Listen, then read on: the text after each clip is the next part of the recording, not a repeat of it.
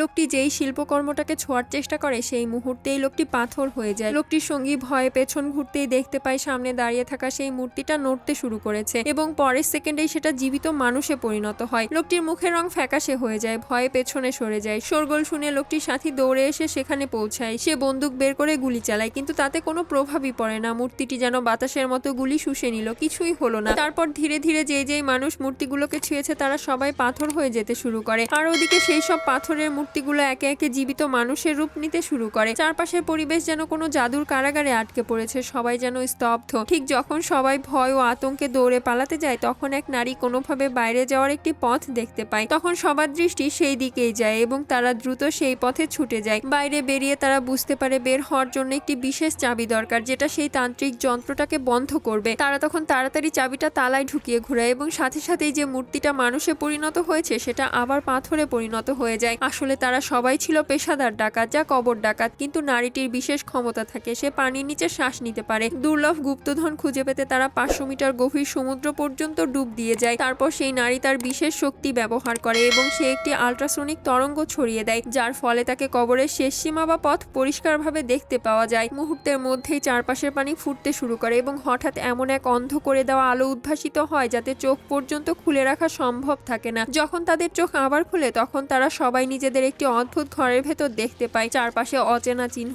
অদ্ভুত নকশা, দেখে মনে হয় যেন কোনো অজানা শক্তির আমন্ত্রণ হয়েছে। হঠাৎ সেই লোকটির গলার চারপাশে জড়িয়ে থাকা ফাঁদ খুলে যায় এবং সে মাটিতে পড়ে যায়। সৌভাগ্যবশত ঠিক সেই সময় নারীটি সচেতন হয়ে ওঠে। সে দ্রুত লোকটিকে অ্যান্টিডোট দেয়, যার ফলে তার জীবন বেঁচে যায়। তারপর তারা দুজন আবার উঠে দাঁড়ায় এবং সেই ঘরে লুকানো শেষ গুপ্তধনটি খুঁজতে শুরু করে, যেখান থেকে সবার ভাগ্য হয় পরিবর্তন হবে, নয়তো চিরকালের মতো হাতছাড়া হয়ে যাবে। পরের ভিডিওটি দেখার জন্য প্লিজ সাবস্ক্রাইব।